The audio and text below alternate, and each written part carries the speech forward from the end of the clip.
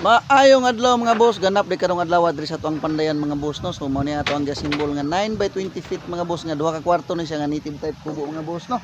So mao na iyang kalapad gikan diri paingon diri sa pikas mo na siya is 9 feet. So diha kana diha pita.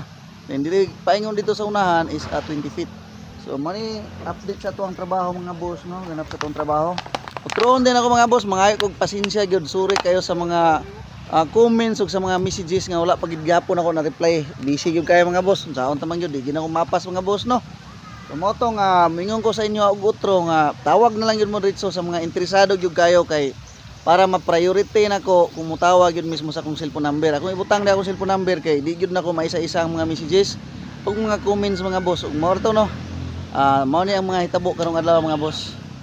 Maong mabisi gyud kayo ko mga boss kay ako mismo mangunay gyud pug og trabaho mga boss no. So diha ang dapita man gyud kani nga atong gitrabaho karon is customize. So ako may ka-chat, ako may kasabot sa ato ang customer. So naa gyud ko dapat ana ako may mo guide sa akong mga panday para dili gyud masipyat ang ato ang gitrabaho nga gipa-customize sa atong mga customer mga boss no. So mao to baliko nako naa ra gyud akong number kana sa screen mga boss. So pwede ra gyud kayo mo mutawag ana anytime mga boss kay ako mismo mutubagan na no. Kita jud mismo magsabot ana mga boss, wala gyud problema kay kung lisod ang inyong mga dalan pwede nako subayon da ng area ang dalan para makasyurta nga makaagi ang kubo no.